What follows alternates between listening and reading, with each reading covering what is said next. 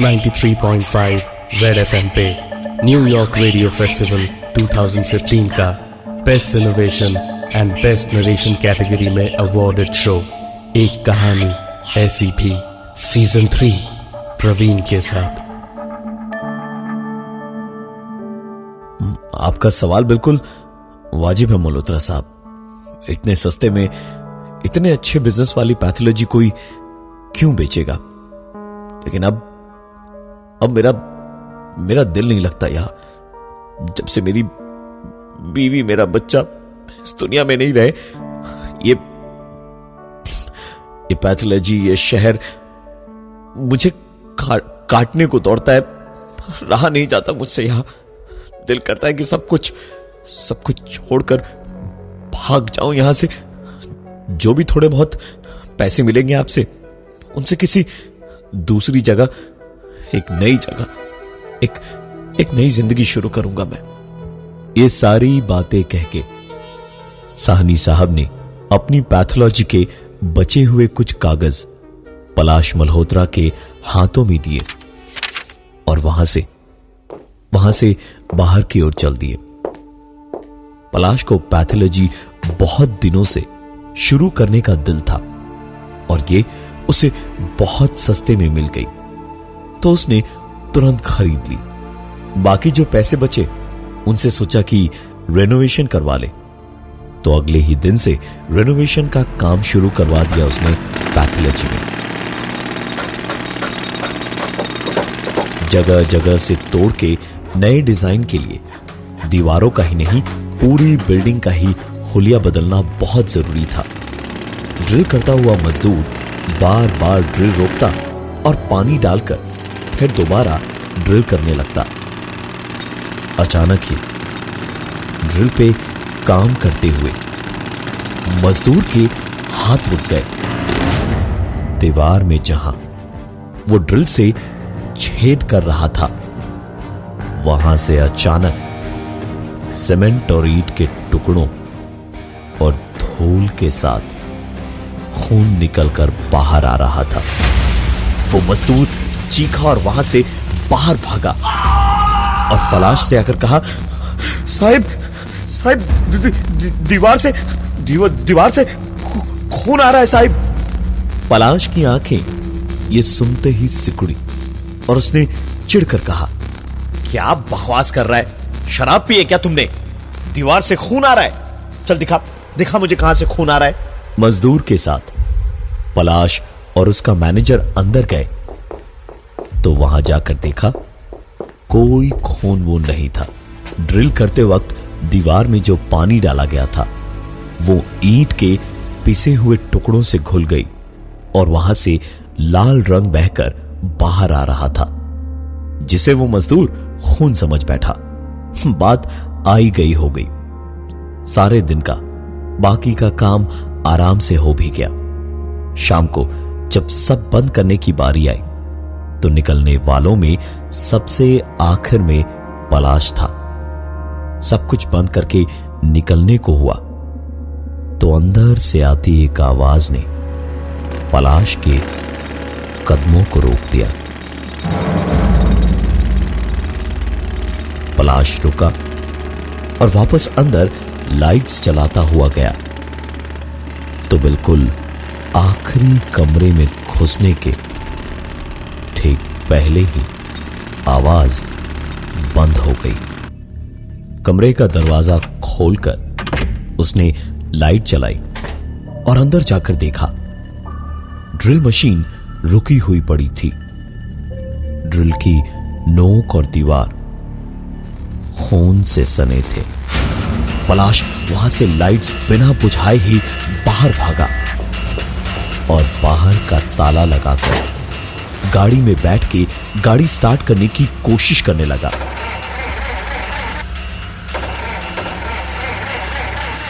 लेकिन कई कोशिशों को करने के बाद भी गाड़ी उसकी शुरू नहीं हुई।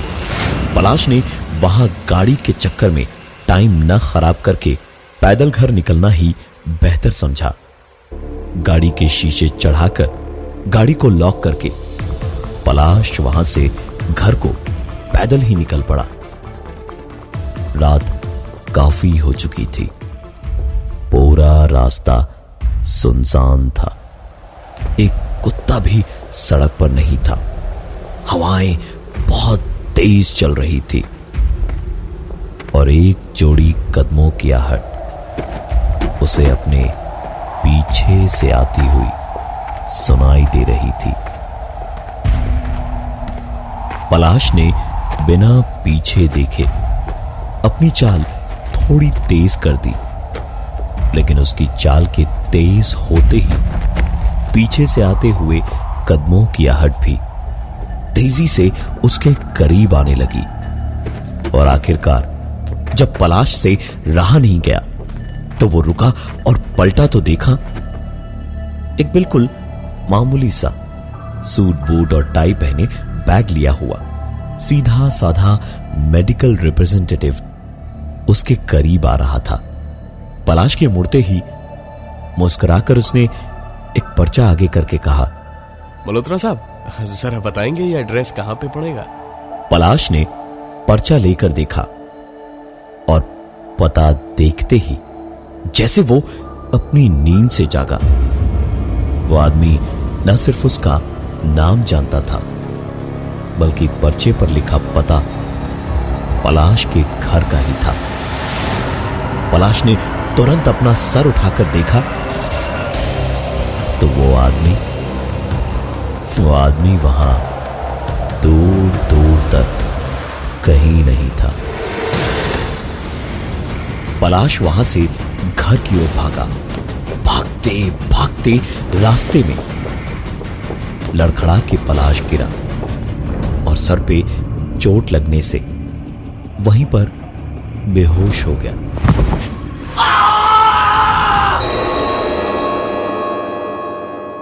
आंख खोली तो पलाश वापस अपनी पैथोलॉजी में ही था।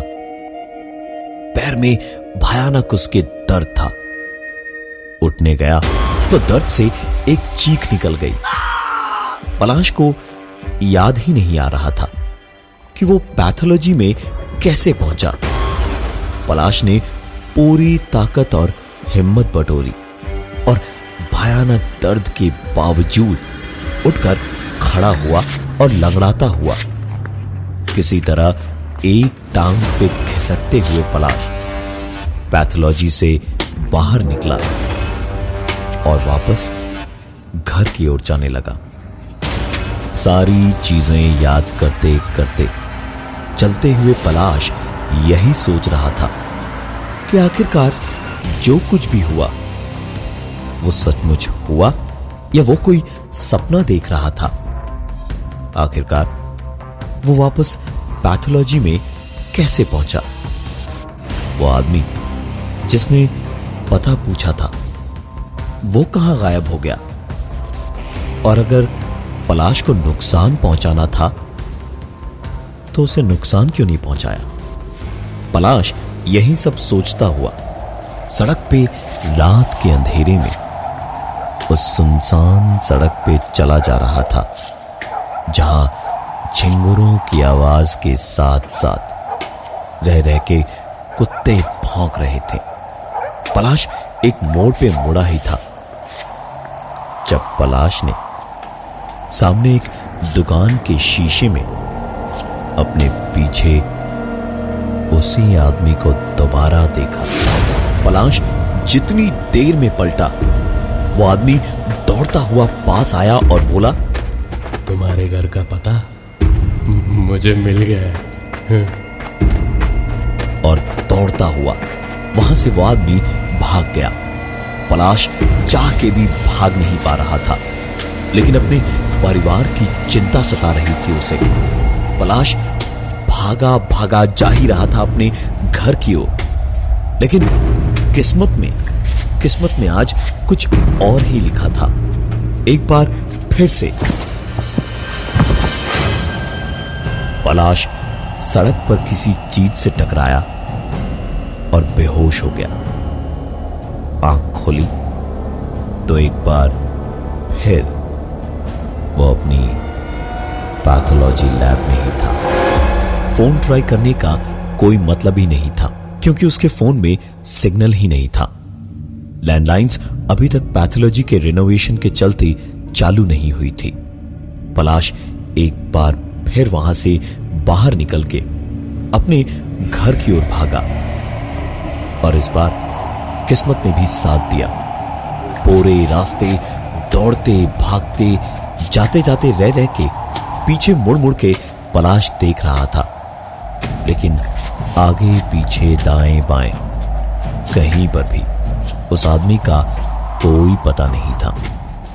बिल्डिंग के पास पहुंच के पलाश की सांस में सांस आई कि चलो सब ठीक ही लग रहा है। दौड़ता हुआ पलाश लिफ्ट तक गया, लेकिन लिफ्ट 12वें माले पर थी। लिफ्ट जब तक नीचे आती उतनी देर में पलाश आराम से अपने दूसरे माले के फ्लैट तक पहुंच जाता।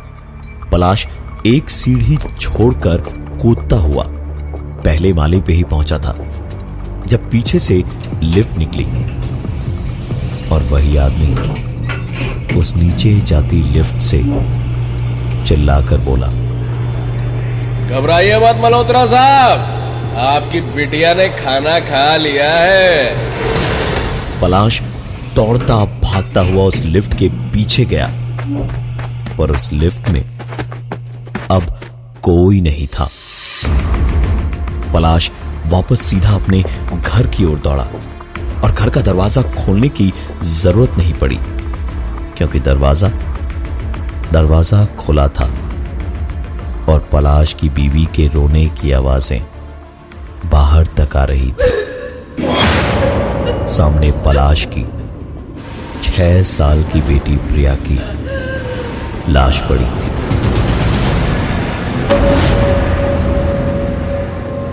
जिंदगी अगले 1 महीने में बदल गई थी। पलाश हमेशा डरा डरा और घबराया सा रहता। अपनी बीवी सुगंधा को उसने कुछ नहीं बताया था इस बारे में। धीरे धीरे जिंदगी बदल तो गई, लेकिन पलाश अब सिर्फ काम में डूबा रहता, बिल्कुल भी किसी और बारे में सोचता ही नहीं था। पलाश सुबह सुबह ही पैथोलॉजी लैब पहुंच जाता और देर रात तक वापस अपने घर आता। सुगंधा भी चुपचाप और खामोश ही रहती हमेशा। कुछ बातें करना, साथ में वक्त बिताना दोनों भूल चुके थे। एक दिन पैथोलॉजी लैब में ही पलाश शाम को बैठा अकाउंट्स वगैरह देख रहा था, जब रिसेप्शन से फोन आया और फोन उठाने पर आवाज आई, सर कोई आपसे मिलने आया है, कार्ड लेके रख लूं या अंदर भेज दूं? पलाश के पास बहुत काम था, तो उसने कार्ड रख लेने को कहा। दिन भर मेडिकल रिप्रेजेंटेटिव और बाकी दवाई की कंपनी से लोग आते ही रहते थे। पलाश ने भी सोचा कार्ड तो है ही, बाद में मिल लूंगा। देर रात काम खत्म करते करते उसे आज काफी वक्त लग गया। पलाश ने सब चेक करके गाड़ी स्टार्ट की और घर की ओर निकल पड़ा। आज चारों तरफ काफी कोहरा जमा था। धीमे धीमे अपनी गाड़ी चला रहा था पलाश। गाड़ी की फॉग लाइट्स खराब हो रखी थी, तो नॉर्मल हेडलाइट्स और पार्किंग लाइट्स ऑन रख के ही गाड़ी चला रहा था पलाश। हेडलाइट्स में कोहरा और ज्यादा चमक रहा था, जिस कारण देखना मुश्किल हो रहा था। कुछ ही दूर गया था वो, जब कोहरे की चमक में कार के अंदर भी ऐसा लग रहा था जैसे सब कुछ चमक रहा है। और इसी चमक में धीमे धीमे गाड़ी चलाते हुए पलाश ने अचानक रियर व्यू मिरर में देखा, तो पीछे वही आदमी बैठा था जिसको उस रात पलाश ने 2 बार देखा था और जिसके दिखने के बाद उसकी बेटी इस दुनिया से चल बसी थी।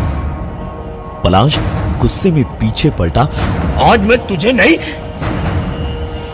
लेकिन अपनी बात पूरी नहीं कर पाया पलाश, क्योंकि पलट के देखते ही वह आदमी वहां नहीं था।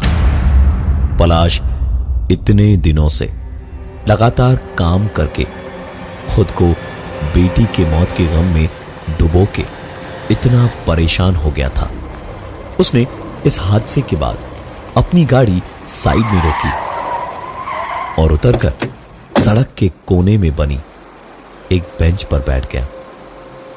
कुछ देर वहीं बैठा रहा जब उसका फोन बजा। उठाया तो उधर से बेहद जानी पहचानी एक आवाज आई। क्या सर, पैथोलॉजी में मिले भी नहीं, कार्ड दिया तो फोन भी नहीं किया। उस आदमी ने इतना कहते के साथ ही फोन काट दिया। पलाश वापस फोन करता रह गया, लेकिन फोन नहीं लगा। वो वहां से उठा और सीधा अपनी पैथोलॉजी लैब की ओर भागा।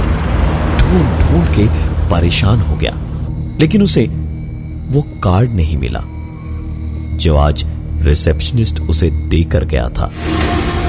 पलाश कुछ करे इससे पहले ही उसका मोबाइल फिर से बजा और इस बार उठाने पर उस आवाज ने कहा, मल्होत्रा साहब, घर पे आप भाभी को अकेला छोड़ के आते हैं, कम से कम फोन करके पूछ तो लिया करिए, ठीक है, नहीं है, कैसी है।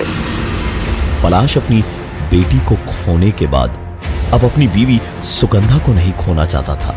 तुरंत गाड़ी स्टार्ट करके उसी घने कोहरे में निकल पड़ा और घर पहुंच के दरवाजा अपनी चाबी से खोल के अंदर घुसा तो पलाश की आंखें फटी की फटी रह गईं।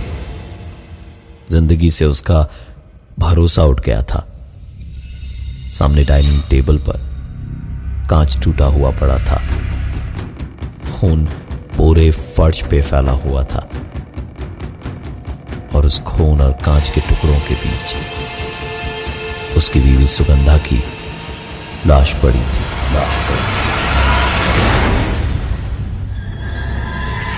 बेटी की मौत की सच्चाई से इतने दिनों से भाग रहे पलाश के पास बची इकलौती दौलत उसकी बीवी सुगंधा भी अब इस दुनिया में नहीं थी।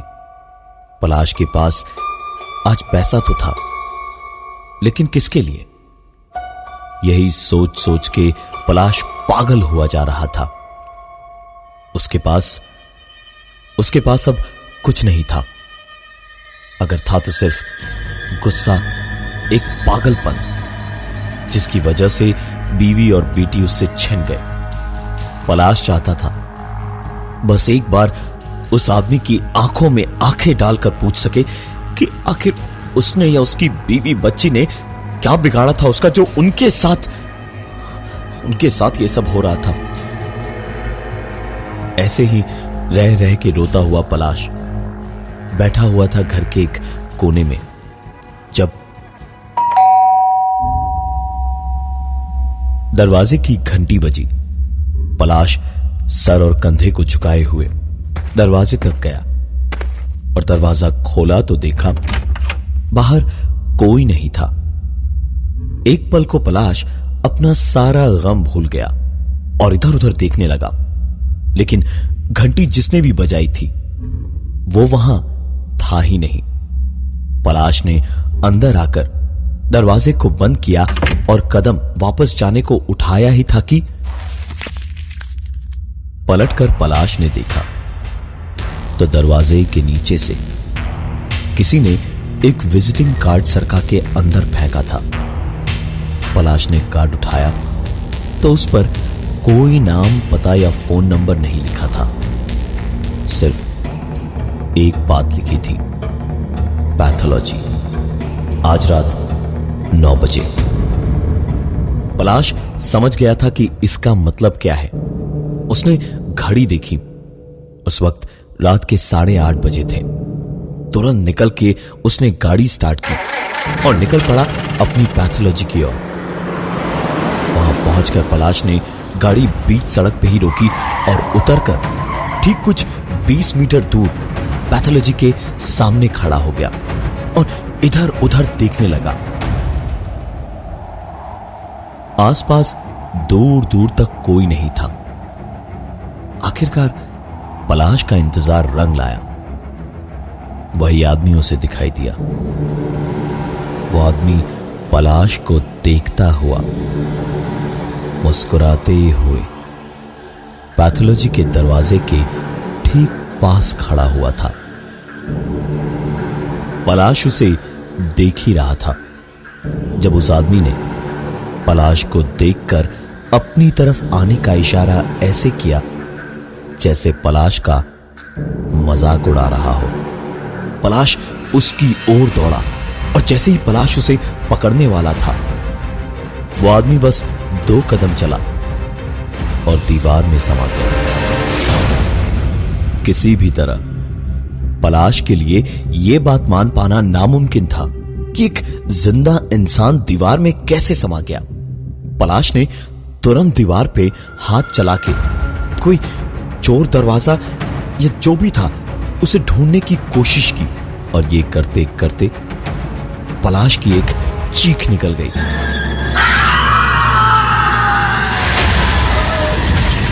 क्योंकि पलाश के हाथ पैर जैसे किसी ने दीवार से जकड़ दिए थे। चाह कर भी पलाश हिल नहीं पा रहा था और उसके सर का एक एक बाल जैसे उखाड़ देने को कोई उतावला हो रहा था। जिस्म की पूरी ताकत लगा के पलाश ने खुद को छुड़ाया और वहां से पूरी जान लगाकर भागा और गाड़ी के पास पहुंच के वापस पलट कर देखा तो वो आदमी वहीं खड़ा था। पलाश को देखकर मुस्कुराता हुआ उसे हाथ हिलाकर अलविदा कह रहा था। पलाश ने तुरंत अपनी गाड़ी स्टार्ट की और जेब से फोन निकाल के जिस साहनी साहब से पलाश ने पैथोलॉजी खरीदी थी उन्हें तुरंत फोन लगाया। फोन उठाते ही पलाश हेलो भी बोल पाए उससे पहले ही एक बहुत ठंडी और शांत आवाज में साहनी साहब ने कहा, पहले बच्चा फिर बीवी, दोनों ही नहीं है अब। 7 दिन के अंदर अंदर पैथोलॉजी बेच दो वरना अगली बारी तुम्हारी होगी। शहर छोड़ दो। मैंने भी यही किया था। बचने का यही सिर्फ एक रास्ता है।